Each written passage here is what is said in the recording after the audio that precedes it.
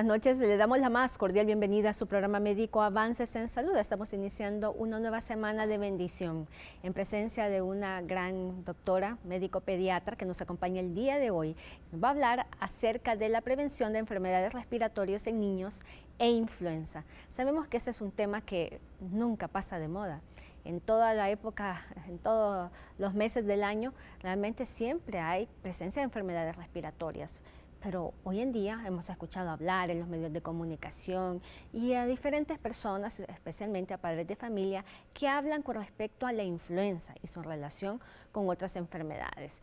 Todo esto y mucho más estaremos abordando a lo largo de Avances en Salud. Si usted tiene preguntas y comentarios, nos lo puede hacer llegar a través del 9230. Para hablar de este tema nos acompaña la doctora Blanca Carolina Lagos. Ella es médico pediatra, como les comenté anteriormente, y está con nosotros para poderles hablar con respecto a este tema tan esencial para toda la población. Bienvenida, doctora. Gracias por estar aquí en Avances en Salud. Bueno, muchas gracias, doctora. Como siempre, pues estamos aquí atendiendo su llamado, agradeciéndole nuevamente la invitación y pues para dar un poco de orientación en sus casas, ¿verdad?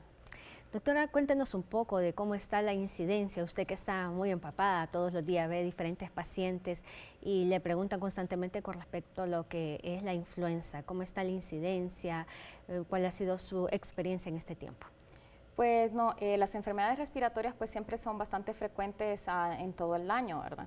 Pero en esta etapa, siempre en los meses lluviosos, pues, cuando hay un cambios tan bruscos así de clima, es cuando es más frecuente que haya este tipo de enfermedades respiratorias. La influenza, pues, últimamente pues se ha hablado mucho acerca de esto, ¿verdad? Es una enfermedad respiratoria aguda que es muy importante identificarlo con el resfriado o con la gripe común. Y con respecto a la gripe, lo que es el resfriado común, ¿cuál es la diferencia entre las tres?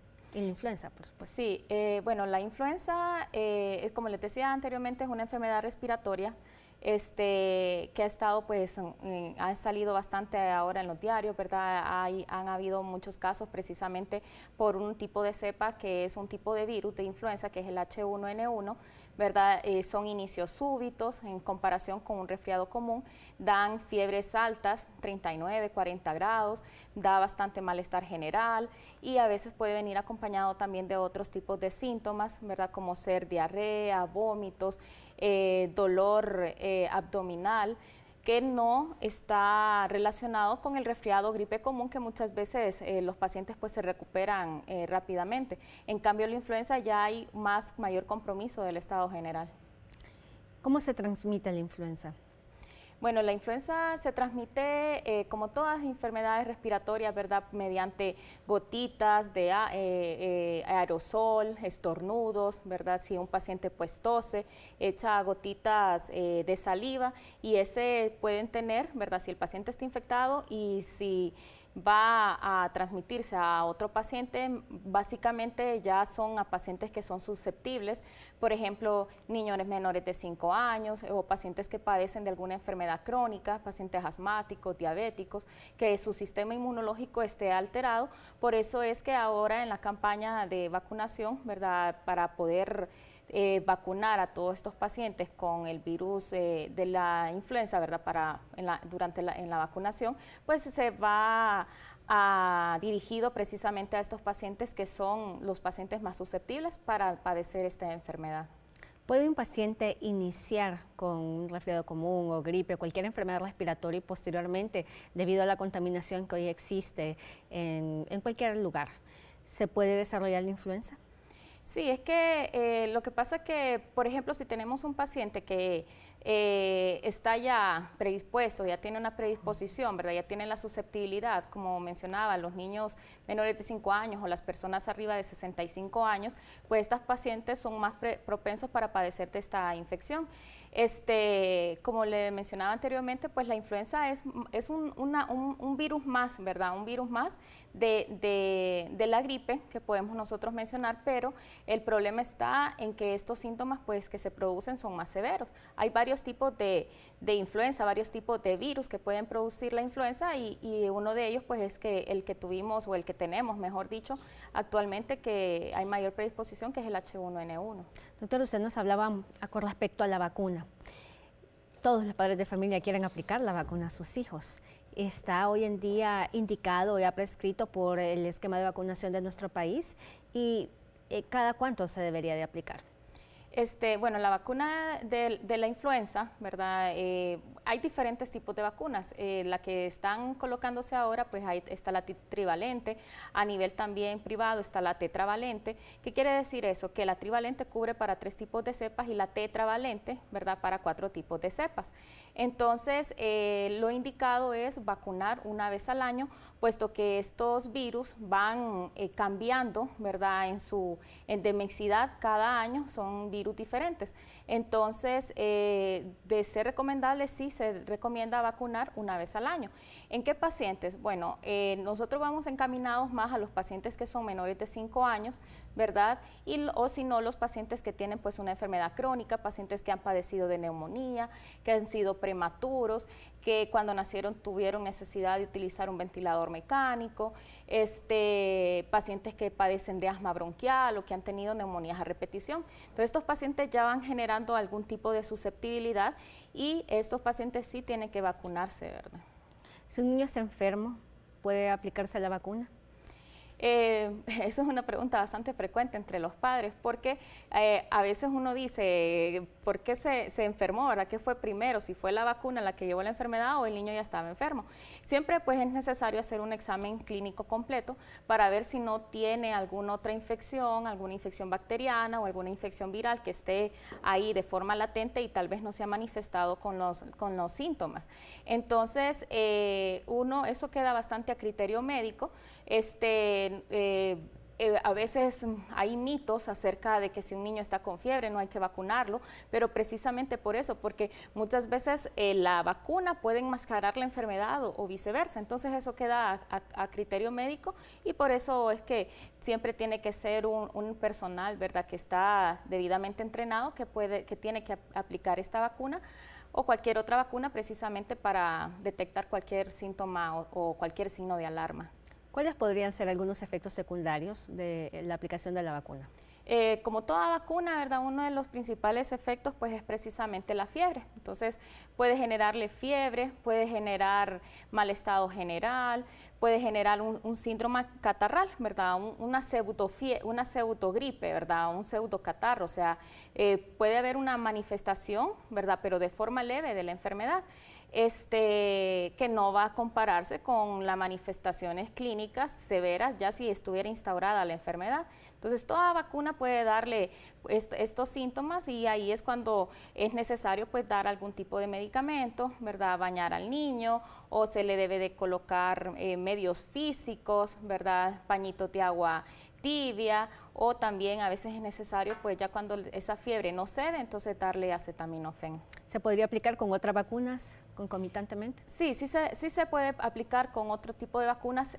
La vacuna de la influenza es una vacuna que se ha preparado con virus vivos atenuados. ¿Qué quiere decir eso? Que son porciones del virus, ¿verdad? Pero que son atenuados, o sea, son disminuidos, que no va a producir o no va a expresar la enfermedad, sino que lo que hace es que se expresan anticuerpos, ¿verdad? Que los anticuerpos son como las defensas que nosotros tenemos frente a que si nosotros nos exponemos posteriormente ya al virus salvaje, o sea, al virus que nos puede transmitir cualquier otra persona que esté infectada, entonces ya nosotros tenemos esas defensas para poder contrarrestar el efecto de esa enfermedad. Entonces, se puede aplicar con otro tipo de vacunas, ¿verdad? Que sean siempre de este tipo de virus, ¿verdad? Pero ya ahí también nosotros pues identificamos cuáles son las vacunas que tienen prioridad en ese paciente en ese momento. Muchos padres de familia se preguntan el por qué mi hijo ya tiene la vacuna, ya se la aplicamos y después desarrolló supuestamente la influenza u otras enfermedades relacionadas como lo que usted nos mencionó, el resfriado común y la gripe. ¿Podría pasar? Sí, sí pasa, pero como le mencionaba, esto ya son las mínimas cantidades de pacientes, ¿verdad? Siempre pues hay un pequeño porcentaje de pacientes que pueden presentar la enfermedad. Esto tiene que ver muchas veces hasta con el mismo sistema inmunológico del paciente. Si de pronto pues el niño tiene un sistema inmunológico que ha sido deprimido, que se presenta junto con otra enfermedad, entonces el paciente puede expresar la enfermedad. Por ejemplo, una enfermedad bastante frecuente también transmitida por un virus es la varicela. Entonces, si existen también vacunas, ¿verdad?, contra la varicela, y de repente me dicen a mí, pero fíjese que yo lo vacuné y siempre presentó varicela.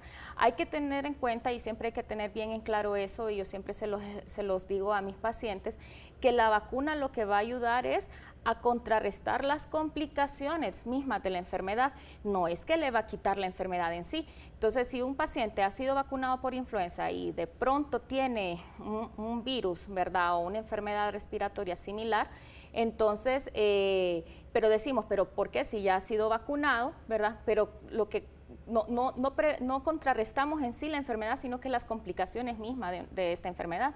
Hay que tener en cuenta de que un virus de este tipo, ¿verdad?, un virus de la influenza o cualquier otra enfermedad viral, puede tener tantas complicaciones e incluso tener enfermedades, encefalopatías virales, por ejemplo, que pueden ser graves. Entonces, realmente eso es lo que nosotros buscamos prevenir, las complicaciones. ¿El diagnóstico se hace eminentemente clínico o se podría confirmar mediante algún otro estudio de laboratorio?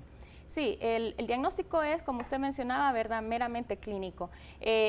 Aquel paciente que tenga pues inicio súbito de fiebres altas, un cuadro catarral, mucha secreción nasal, ¿verdad? Pueden tener dificultad respiratoria, los más chiquitos, pueden tener náuseas, vómitos, no quieren comer, hay un rechazo a la alimentación, presentan somnolencia, o sea que quieren estar todo el día dormidos. O sea, es aquel niño que los padres me dicen, ¿verdad?, este niño no lo veo bien, no anda bien.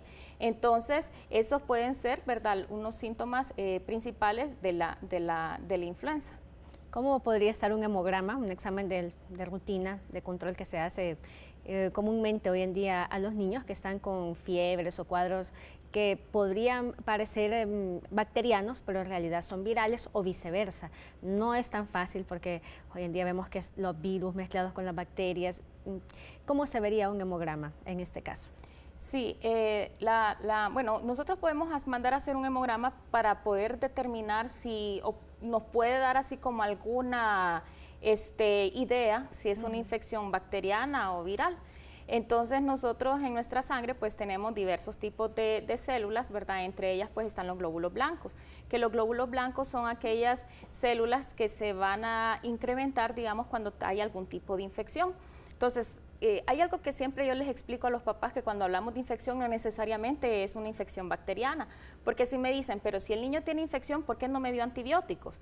Los antibióticos le van a ayudar cuando tenemos una infección bacteriana, ¿verdad? Pero cuando tenemos una infección viral, que eso es lo complicado de las infecciones virales, porque cuando tenemos una infección viral, básicamente no es que existe un antiviral específico para el virus de la influenza, por ejemplo, sino que los antivirales más que todos van a ayudar para cualquier otro tipo de enfermedad viral, y también el manejo sintomático, o sea, manejo de la fiebre, manejo de líquidos, ¿verdad? No es como los antibióticos, que los antibióticos sí podemos ir directamente a una bacteria, ¿verdad? Entonces el hemograma nos ayuda a nosotros como para poder tener ahí alguna diferenciación entre si es una bacteria o un virus, y generalmente están elevados los glóbulos blancos. Anteriormente también me preguntaba acerca de qué otro examen pudiéramos hacer. En la influenza podemos hacer un hisopado nasofaringio, ¿verdad?, que con una escobilla, con hisopo, se introduce a través de la nariz para poder sacar células, poder sacar moco, y se manda al laboratorio, ¿verdad?, como con un barrido, ¿verdad? Y en el laboratorio ya hacen el estudio para ver si sale positivo o no para influenza, ¿verdad? ¿Cuál es el tiempo aproximado que dura la influenza? Esto puede variar, ¿verdad?, de acuerdo a cada paciente, que también esa puede ser una diferenciación, ¿verdad?, un diagnóstico diferencial cuando tenemos una gripe común, porque por ahí hay premisas, ¿verdad?, o hay, por decirlo así, que dicen que la gripe se cura, dice, con medicamentos a la semana, dice, y sin medicamentos en 7 días. Entonces, ¿qué quiere decir eso? Que la gripe o el resfriado común, ya sea que demos tratamiento o no, siempre tiene un periodo, ¿verdad?, de 7 días. En cambio, cuando hablamos de influenza, ya ese periodo puede incrementarse después de 7 días. Entonces ese pudiera ser un diagnóstico diferencial de cuando estamos enfrente a un paciente que no estamos tratando, ¿verdad?, por un virus o una gripe común, sino que ya estamos hablando de otro tipo de enfermedad viral. ¿Puede un paciente iniciar con una enfermedad viral y luego complicarse con una bacteriana? Sí, es bastante frecuente, ¿verdad? Por ejemplo, tenemos un paciente que ya sí tiene una infección viral, entonces hay una disminución de su sistema inmunológico. Entonces, al haber una disminución de su sistema inmune, porque lógicamente el cuerpo va a buscar maneras para poder atacar ese virus. Entonces, de repente hay una disminución del sistema autoinmune y ahí es cuando aprovechan, ¿verdad?, cualquier parásito, cualquier bacteria que sea oportunista para poder atacar, digamos, el organismo, y pues ahí ya nosotros hablamos de una comorbilidad, o sea, 2 enfermedades que están en conjunto, ¿verdad? Con esta explicación nos vamos a una breve pausa comercial y ya regresamos con más de Avances en Salud. Quédese con nosotros.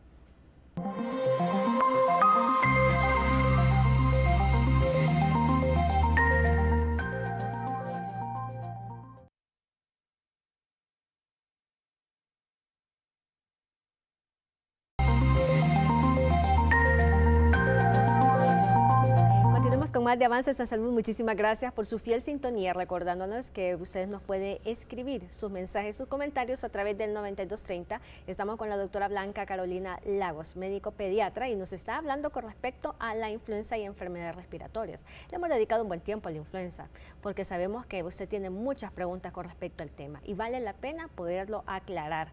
Y dudas que tienen los padres de familia, pues aquí estoy en representación de ustedes para podérselo transmitir a la doctora Lagos. Y estábamos hablando acerca de cómo se puede manifestar la enfermedad de diferentes maneras, después complicarse, en fin, todo dependiendo de cada paciente.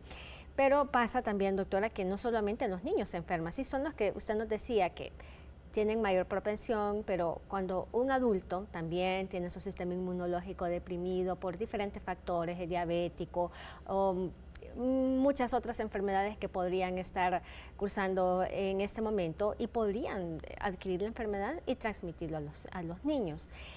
¿Qué se puede hacer hoy en día para poder prevenir todas las enfermedades respiratorias, incluyendo la influenza?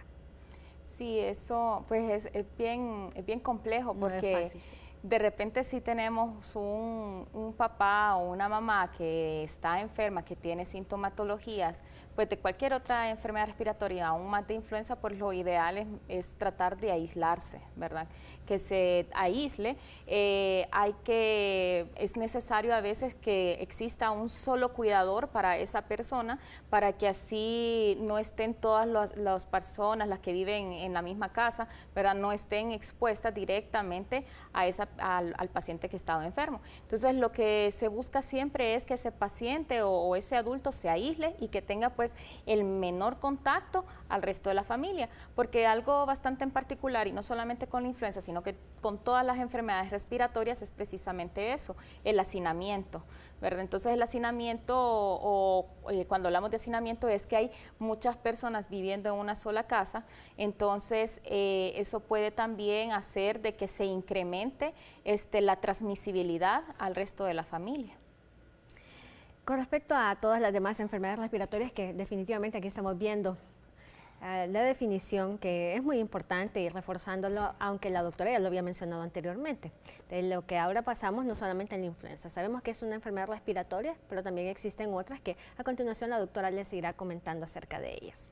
Pues sí, como ya habíamos mencionado, las infecciones respiratorias agudas, pues cuando nosotros escuchamos esa palabra agudo, significa de que tiene una duración menor de 2 semanas.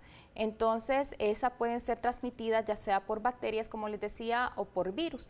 Dentro de los síntomas más comunes o más frecuentes es la fiebre, el malestar general, el niño pues quiere estar solo dormido, no quiere comer, ¿verdad?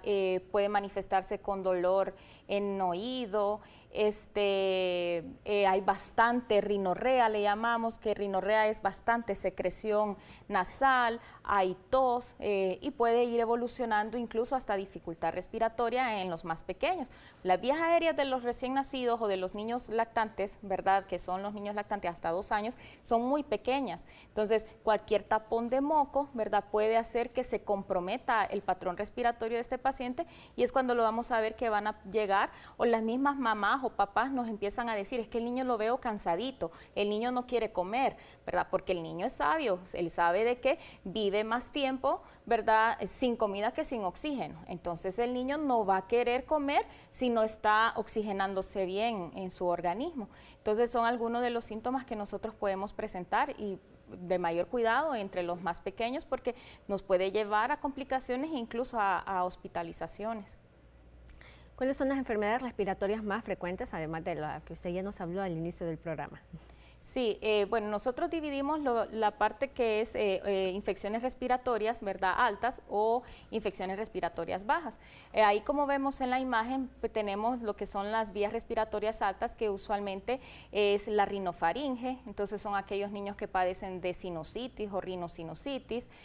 Tenemos también en la porción oral o la orofaringe, que son aquellos pacientes que se presentan con faringoamigdalitis, ¿verdad? Y también tenemos pacientes que tienen alguna laringitis. Ya cuando hablamos de laringitis, son aquellos pacientes que se ponen ronquitos, y los papás y las mamás llegan diciendo de que el niño llora, o cuando el niño habla está ronquito. Entonces eso es que tienen una laringitis. Entonces la situación, ¿verdad?, está que cuando tenemos una infección respiratoria alta puede complicarse con otitis, que son una de las complicaciones más frecuentes, o con sinusitis, como lo vemos ahí en la imagen. Cuando dejamos evolucionar mucho tiempo esto, ¿verdad?, hay que tener bastante cuidado, porque una otitis media incluso puede llegar a infiltrar lo que el sistema nervioso central y producir también una meningitis, que eso pues ya es bastante grave. Es por eso que también es muy importante hacer énfasis en la automedicación. Mientras vemos estas imágenes de las vías respiratorias, la doctora nos va a hablar con respecto a esto. Muchos padres van al pediatra la primera vez, y les dice qué es lo que tiene, el diagnóstico, el tratamiento, pero en varias ocasiones también van a la farmacia porque su hijo volvió a reincidir con alguna otra enfermedad respiratoria, y van a que les receten en la farmacia. Tampoco no es correcto, debido a que al final lo barato sale caro. Por economizar una consulta médica realmente hay complicaciones, y sabemos que la situación en nuestro país y en el mundo no es fácil relacionado con lo económico, pero sin duda existen excelentes hospitales en nuestro país también para nosotros poder llevar a nuestros hijos. Doctora Lagos. Así es, sí, realmente algo bien importante que usted mencionaba, que a veces ya llegan los papás, ¿verdad?, cuando ya los niños pues ya han dejado pasar mucho la enfermedad. O sea, la salud de los niños es valiosa, ¿verdad? Yo creo que es invaluable, ¿verdad? No le podemos poner un precio a la salud de los niños.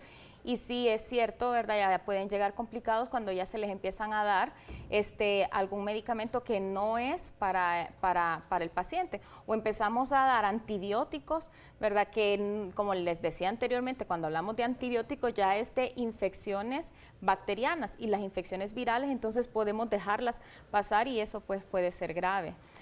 Pues ahí tenemos en la imagen, ¿verdad?, tenemos tipos de infecciones respiratorias agudas. Vemos el resfriado común, que es el que ya les había comentado, que son las más frecuentes, la sinusitis, la faringoamigdalitis, el croup, ¿verdad? El croup es aquel paciente que ustedes han escuchado, no sé si alguna vez han tenido el caso de sus niños, que es una tos como encajonada. Entonces el niño empieza a toser, o tos de perro, dicen, ¿verdad? También le dicen que parece que tose como perrito, dicen. Es una tos encajonada, eso es el croup. Entonces esto hay que tener bastante cuidado, porque es una inflamación de la vía respiratoria alta y puede ocasionar algún grado de obstrucción, ¿verdad?, a la entrada de aire hacia los pulmones. Tenemos también ahí, como vemos, la otitis media aguda, y dentro de las infecciones respiratorias bajas, pues ya hablamos de laringitis, traqueitis, ¿verdad?, bronquitis, bronquiolitis, o también la neumonía. Cuando ustedes escuchen esa terminación de itis, ¿verdad?, es inflamación. Entonces, bronquiolitis, que hay una inflamación en los bronquiolos; traqueitis, una inflamación en la tráquea; laringitis, una inflamación en la laringe. Entonces, todo esto, ¿verdad?, cuando hablamos de inflamación, es que puede haber una obstrucción de la entrada del flujo de aire, o sea, la entrada de oxígeno hacia los pulmones y podemos tener pues bastantes complicaciones. Así es, doctora, es muy interesante e importante todo lo que usted nos está mencionando de forma práctica, sencilla, para que toda la población que nos está sintonizando lo comprenda y sobre todo lleve a sus hijos al iniciar el cuadro clínico. Como ustedes han escuchado a lo largo del programa de Avances en Salud a la doctora Lagos, bueno, existen diferentes enfermedades de las vías respiratorias y que si no se tratan a tiempo pueden tener complicaciones muy serias, muy serias. Muchos niños, y sin exagerar, han fallecido por esto, debido a las complicaciones como nos mencionaba la doctora, meningitis y otras. Y si están en un tiempo donde hay un sistema inmunológico deprimido, anemia incluso, malnutrición, todo esto son factores de riesgo que predisponen a un niño, bueno, una enfermedad respiratoria, un niño más nutrido y con las defensas muy buenas, no va a tener los mismos síntomas o el mismo periodo de evolución que un paciente que está inmunológicamente comprometido o desnutrido. ¿No es así, doctora Lagos? Así es. Realmente cuando hay desnutrición, ¿verdad? Aquí hay gran problema. Desafortunadamente, entre el 50 y 60% de la población, ¿verdad?, infantil, pues está en estado de desnutrición, independientemente si es una desnutrición aguda o una desnutrición crónica. La desnutrición nos lleva a que haya una disminución, ¿verdad?, de las defensas, porque no sé si se acuerdan cuando hablaba al inicio de los anticuerpos, ¿verdad? Los anticuerpos o las inmunoglobulinas son proteínas, o sea que necesitamos proteínas para poder fabricarlas. Y si de pronto tenemos un paciente que tiene una desnutrición, ya eso me está diciendo a mí de que tiene una disminución en la producción de los anticuerpos. Entonces ya no vamos a tener la misma respuesta inmune, ¿verdad? Eso es por una parte.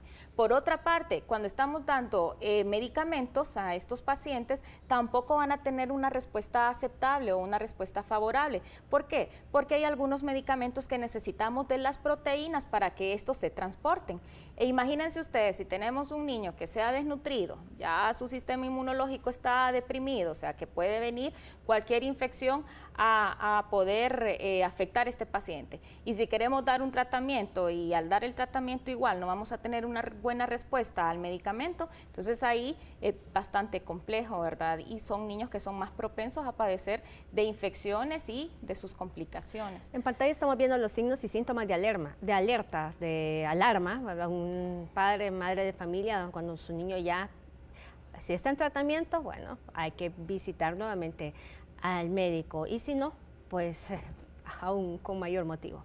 Pues miren, ahí de forma sencilla, ¿verdad? Para ahí que tomen nota en casa, cuando hablamos de signos y síntomas de alarma, pues el primero es la respiración rápida. Entonces nosotros contamos la frecuencia respiratoria. ¿Qué es la frecuencia respiratoria? Son las veces que el niño respira por minuto. Entonces vemos ahí que en los chiquitos menores de 2 meses, ¿verdad? Si tenemos este niño, lo normal es que respire hasta 60 respiraciones por minuto, o sea, una respiración por segundo.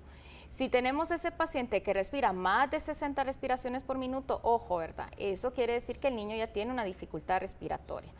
De entre los 2 y los 6 meses, ¿verdad? Más de 50, de 6 meses a 1 año, más de 40, y ya niños de 1 a 5 años, pues lo normal que respiren es de 25 a 30. Si ya respiran más de eso, más veces, ¿verdad?, de 1 minuto, entonces inmediatamente pues hay que asistir, ¿verdad?, a su centro de salud más cercano o hacerle la consulta a su pediatra de cabecera, ¿verdad?, o a su médico de cabecera, porque estamos frente a un niño que tiene dificultad respiratoria. Aunado, ¿verdad?, o sumado al tiraje subcostal. ¿Qué es el tiraje subcostal? No sé si ustedes han notado, ¿verdad?, o cuando sus niños están muy cansaditos, que se le ven que se le hunden las costillas. Eso es algo bastante frecuente, ¿verdad? La población me dice que, las mamás me dicen, es que yo le veo, los papás, yo le veo que se le hunden las costillitas. Ese es el tiraje subcostal. Es otro signo de alarma. Otro signo de alarma es el aleteo nasal. ¿Qué es el aleteo nasal? Es cuando vemos que la naricita de los niños, las fosas nasales, pulmonares se amplían. ¿Para qué se amplían? Para poder hacer que entre más aire, ¿verdad? Eso nos quiere decir de que el niño tiene una sed de oxígeno. Entonces empieza a ver el aleteo nasal, y el quejido expiratorio pues es el ruidito que hacen los niños cuando están expirando. Los niños no tienen que hacer ningún ruido cuando respiran, ¿verdad? A menos que esté con la nariz congestionada, entonces se escucha como ese sonidito como ronco, ¿verdad? Pero el quejido expiratorio es que los niños inspiran y expiran como un quejido, ¿verdad? Entonces esos son signos de alarma que ustedes tienen que tener en cuenta, ¿verdad?, al momento que tengan a sus niños con algún tipo de infección respiratoria. Doctora, ¿estos signos y síntomas se ven en un niño en poco tiempo de evolución, o hay que esperar un determinado tiempo para poder escucharlo, o depende también del sistema inmunológico del mismo? Si estamos hablando, como inicialmente en el primer bloque hablábamos de la influenza, entonces si tenemos un paciente que ha sido infectado por influenza, estos síntomas y signos pueden ser de forma súbita, ¿verdad? Entonces por eso es que no hay que dejarlo pasar, ¿verdad? No hay que decir, no es que el tío estuvo enfermo o el primo estuvo enfermo y vemos que rápido se alivió. En los niños es diferente, ¿verdad? Todo es completamente diferente. De ahí es que hay una especialidad propia, ¿verdad?, que es la pediatría para tratar a los niños. Entonces pueden ser de forma súbita que podemos presentar todo este tipo de manifestaciones. Nos tenemos que ir nuevamente, pero ya regresamos.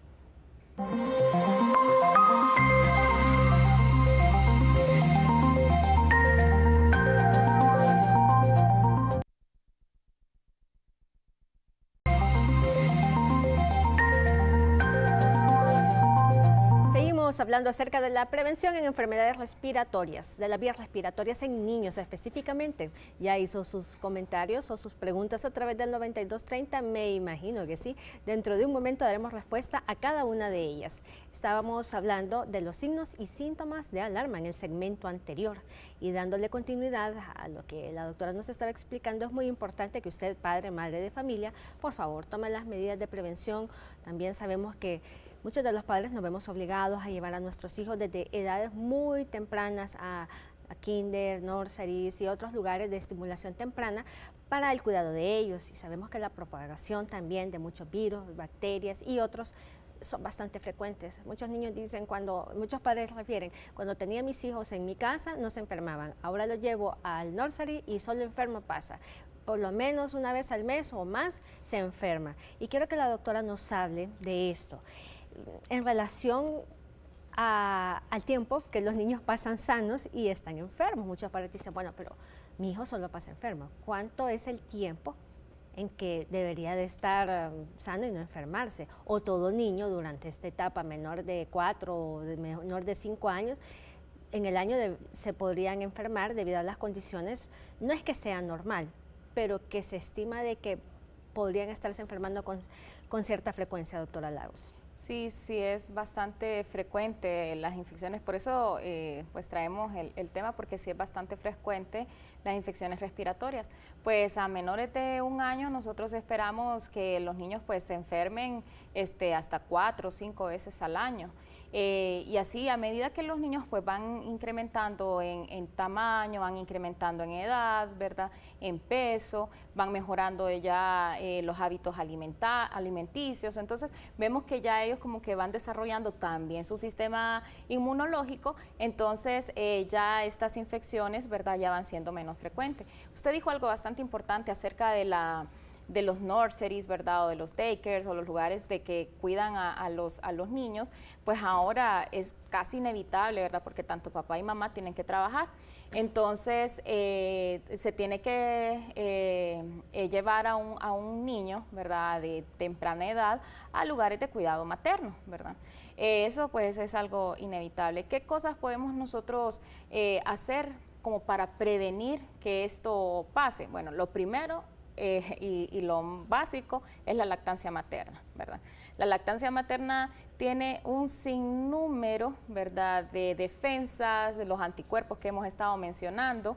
Entonces, puede fortalecer aún más el sistema inmunológico del paciente. La lactancia materna, decimos nosotros los pediatras, que es la primera vacuna que el niño recibe, ¿verdad? Tiene una gran cantidad de IgA que no lo va a tener otro tipo de leches. La IgA es una inmunoglobulina, ¿verdad? O es un anticuerpo o es una defensa que va a proteger, digamos, todo el sistema digestivo en ese paciente. Entonces, lo primero es eso, la lactancia materna. Si de repente no pueden utilizar lactancia materna, puedes buscar, ¿verdad?, algunos sustitutos de la leche, ¿verdad?, que nunca, ninguna otra leche pues va a sustituir en forma completa la lactancia materna, pero se puede utilizar otro tipo de leche. Y otro también es que estos niños tienen que tener su vacunación completa, ¿verdad? Tener su carnet de vacunación, sus vacunas al día para poder evitar cualquier enfermedad transmisible en el lugar donde lo están cuidando, ¿verdad? Y en pantalla estamos viendo los factores de riesgo de los cuales la doctora ya les había hablado anteriormente, y dentro de ellos está el déficit de vitamina A. Si un niño no tiene la vacuna, está expuesto a tener enfermedades de este tipo, doctora, y si los tiene, ¿esto lo hace exento de poderlas presentar? Exactamente, ahí vemos factores de riesgo. Bueno, nosotros podemos tener factores de riesgo tanto individuales como familiares o ambientales o sociales también. Entonces, dentro de los factores de riesgos individuales precisamente es la edad. Entonces, yo les decía, ¿verdad?, pacientes menores de 1 año pues son los más susceptibles a padecer estas infecciones respiratorias. Yo les comentaba que a veces se esperan entre 5 a 6 veces de infecciones respiratorias al año, ¿verdad?, que tuvo un bajo peso al nacimiento. ¿Qué es un bajo peso al nacer? Bajo peso al nacer es aquel niño que le haya pesado menos de 2.500 gramos. Estamos hablando de 5 libras y media, ¿verdad? Entonces ese niño también va a ser más propenso para padecer de infecciones respiratorias. Otro, la ausencia de lactancia materna. Ojo, ¿verdad?, que ya les había comentado acerca de la lactancia materna. La desnutrición, como bien lo decía la doctora Iliana en segmentos anteriores, la desnutrición pues viene siendo un parámetro bastante importante, ¿verdad?, de predisposición, de riesgo, que estos niños pues tengan infecciones respiratorias.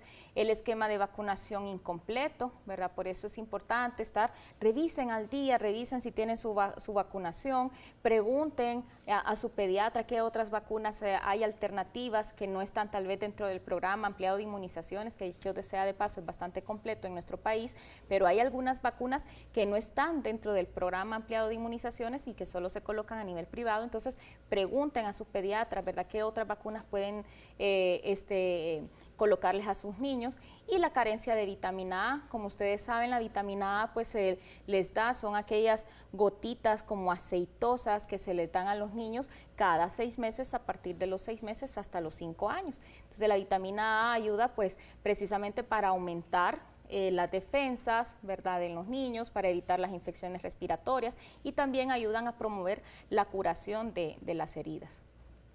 Así es, y estamos viendo también algunos de los ejemplos y claros cómo se vería un paciente anteriormente con los signos y síntomas de alarma, y en este momento con los factores de riesgo, que es muy importante tenerlos en cuenta, porque usted lo está escuchando y en este momento usted sabe si su hijo está con predisposición. Entonces, ¿qué tenemos que hacer? Prevención. Esquema de vacunación, dijo la doctora Lagos, y todo lo demás es muy importante. Nunca debemos de dejarlo a un lado, porque como decía la doctora también, nuestros hijos no tiene precio su salud. Es importante poderlos cuidar y por supuesto nosotros también. Las medidas de prevención nunca están de más. Y seguimos hablando con respecto a la prevención de enfermedades respiratorias. Existen diferentes tipos, la doctora ya les habló acerca de las enfermedades de las vías respiratorias altas y bajas, así como también que cuando se descuidan las enfermedades de las vías respiratorias altas pueden irse a las bajas. Doctora, en el caso de estas enfermedades de las vías respiratorias, también podrían complicarse posteriormente a una enfermedad bacteriana, al igual que como la influenza. Si son virales, pueden pasar a bacterianas, o incluso si hay una infección bacteriana, también puede haber algo viral. Así es, sí, sí podemos tener comorbilidades, o sea, pueden coexistir pues varios tipos de infecciones, ya sean parásitos, virus, ¿verdad? Infecciones por hongos, bacterias. Entonces ahí es cuando nosotros tenemos que diferenciar, porque cada uno de estos son tratamientos diferentes, ¿verdad? No es que de pronto el niño tiene fiebre, ¿verdad? O tiene rinorrea o se ve cansadito, es que nosotros vamos a venir a automedicarlo, sino que tenemos que dar tratamientos dirigidos. Y eso también, a veces cuando se automedican los pacientes, yo he notado de que a veces es más difícil, ¿verdad? Cuando ya llegan a la consulta, a veces es más difícil sacarlos de ese cuadro viral, ¿verdad? O de esa infección, es más complicado sacar a ese paciente porque ya se le ha empezado a dar otro tipo de tratamientos que no están, ¿verdad?, acordes a la enfermedad que tiene el paciente. Usted dijo algo bastante importante acerca de cuando hablamos de la prevención, ¿verdad? La prevención es la medicina más barata, les digo yo.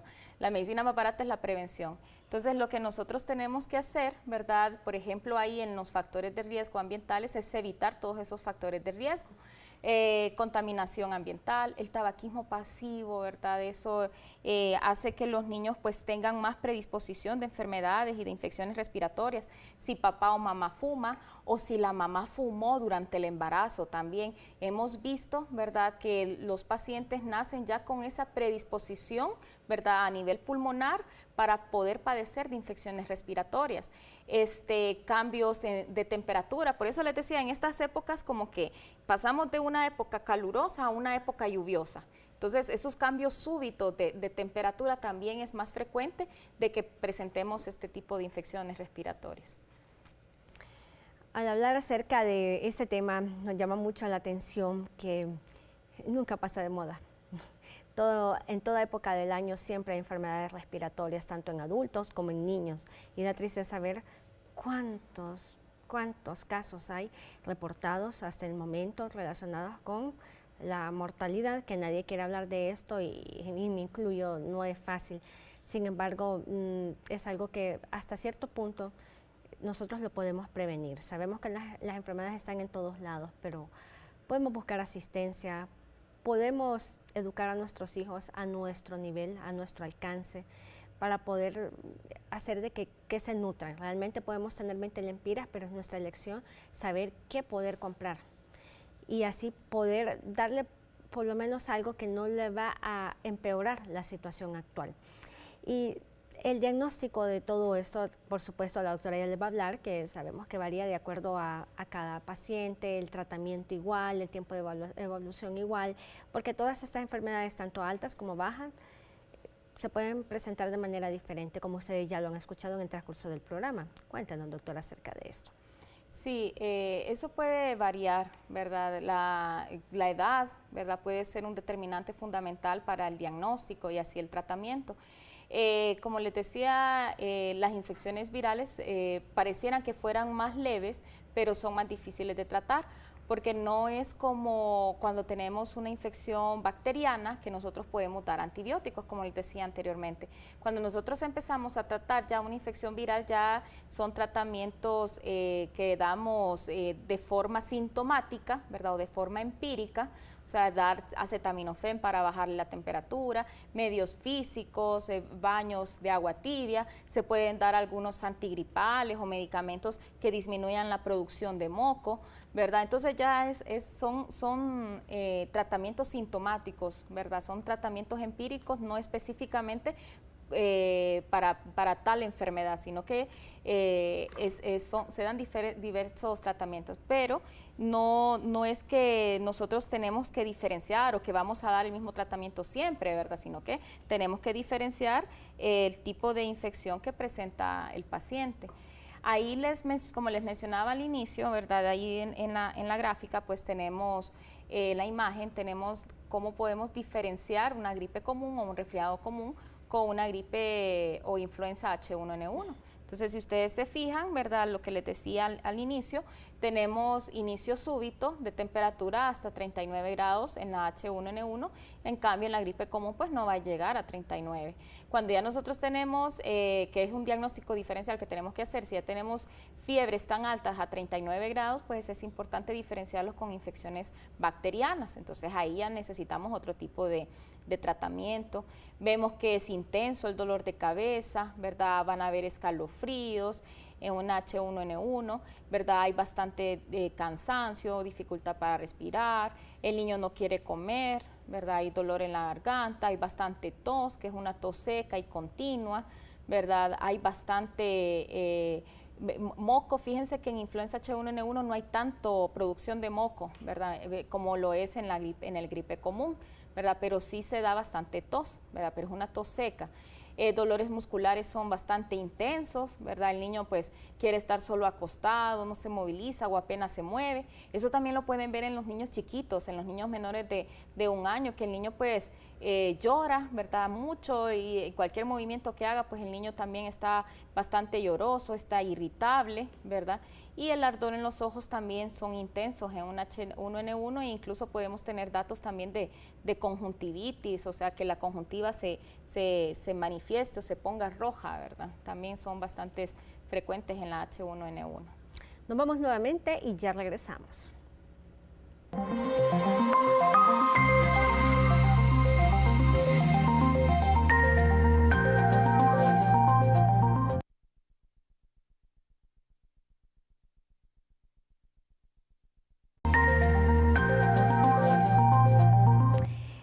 Prevención de la influenza H1N1. A continuación ustedes lo verán. Al inicio del programa la doctora ya les había comentado un poco de esto, pero vale la pena reforzar el conocimiento, saber que existen alternativas eficaces, baratas, oportunas y que en varios de los casos dependen de nosotros los padres de familia. Doctora Lagos. Sí, importante, como le decía al inicio, pues se transmite a través de gotitas de saliva, ¿verdad? Durante la tos, durante el estornudo. Entonces, en la prevención, pues es importante el lavado de manos, ¿verdad? Esa es una de las claves fundamentales. A los niños tal vez que no tocan sus comidas, pero también hay que estarle lavando las manos con agua y con jabón. De forma pues frecuente, ¿verdad? Se pueden utilizar también algunos preparados de alcohol gel que pues ahora son bastante populares. Yo he visto que lo andan de llavero, lo cuelgan en sus carteras, ¿verdad? Pero eso es bastante importante. Otro es utilización de pañuelos. Entonces, si vamos a estornudar, si andamos con algún cuadro gripal, entonces utilizar pañuelo, ¿verdad? Estornudar sobre el pañuelo. Otra también, no dar pues directamente ahora pues si estamos enfermos, no dar saludos de beso, la mano, si vamos a estornudar, tratar de estornudar con la parte interna del codo, ¿verdad? O si vamos a toser también, porque acuérdense que las manos tanto como pueden ser también de ayuda, pueden también transmitir bastantes enfermedades. Mantener limpia la casa, ¿verdad? Lo más libre de polvo, ¿verdad? Como vimos, uno de los factores de riesgo, el piso de tierra, pues puede influenciar a dar muchas enfermedades respiratorias. Los juguetes de los niños, ¿verdad? Saben ustedes que es algo inevitable, los niños todos se lo llevan a la boca y eso pues no lo podemos evitar, entonces mantener los juguetes, lavarlos constantemente con agua y con jabón, también puede ser una medida eficaz para prevenir la influenza. Evitar, ¿verdad? ¿Qué recomendaciones podemos tener para evitar las infecciones respiratorias agudas? Pues ver el carnet de vacunación, ¿verdad? Evaluar si tienen ya su vacuna de influenza vigente, más que todo en aquellos niños, como les decía, menores de 5 años y en niños que tengan pues alguna enfermedad que haya predisposición, bajo peso al nacer, desnutrición. Estos niños tienen que tener su vacuna vigente. Mantener la nariz libre de secreciones. Podemos utilizar cosas tan populares como ya cosas elaboradas. Entre las cosas populares, ¿verdad? Pues medicina de las abuelas, gotitas de té de manzanilla, ¿verdad? Que la manzanilla de alguna forma pues es un antiinflamatorio, entonces eso también nos puede ayudar a mantener libre de secreciones la nariz de los bebés. O también existen preparados, ¿verdad? Comerciales en base de soluciones salinas, de sueros salinos, también para mantener libre de secreciones la nariz y mantener pues al niño en un ambiente abrigado, ¿verdad? Un ambiente seco, cuando sea necesario, no concurrir a lugares públicos, ¿verdad? Me sorprende tanto a veces como veo niños a las 10, 11 de la noche en los malls, ¿verdad? En la calle. Entonces, niños pequeños, menores de 1 año, que los andan en brazos y andan en lugares pues concurridos, hay que evitar eso también para evitar una posible contagio. Sí, comentarios muy propicios. Tiene mucha razón. A veces varios nos preguntamos, y yo siempre me he hecho también esa pregunta. Niños muy pequeños, pero muy pequeños, en lugares altamente contaminados. Yo, en lo particular, yo saqué a mi hija hasta después de los 4 meses. Un poco exagerada, pero siempre la prevención es oportuna, porque no sabemos, más hoy en día y en lugares tan concurridos como usted nos mencionaba, doctora Lagos. Así es, eso pues son algunos de las recomendaciones, ¿verdad? Cumplir con el control de crecimiento y desarrollo. Algo bastante importante que siempre se nos olvida es eso. Solo llevamos a los niños cuando están enfermos al médico. Y por eso es que los niños se quedan en la puerta, no quieren entrar, hacen sus berrinches, porque ellos relacionan ir al médico como castigo. O a veces los papás también de amenaza les dicen, mira, si te portas mal te voy a llevar al donde el doctor para que te inyecte. Entonces los niños van generando ese temor, esa fobia. Entonces hay que llevarlos también cuando están sanos para ver si van cumpliendo su escala, pero si van ganando de peso adecuadamente, acorde a su edad, si van ganando talla acorde a su edad, porque ya vimos de que un niño que está sano, ¿verdad? Tiene su sistema inmunológico sano, entonces va a tener menos riesgo de padecer estos tipos de enfermedades. Y otra cosa también eso, ¿verdad? De no automedicarlos, eso es algo bastante importante, como ya lo hemos reiterado en varias ocasiones. Con esta recomendación nos vamos nuevamente, pero ya regresamos para cerrar Avances en Salud.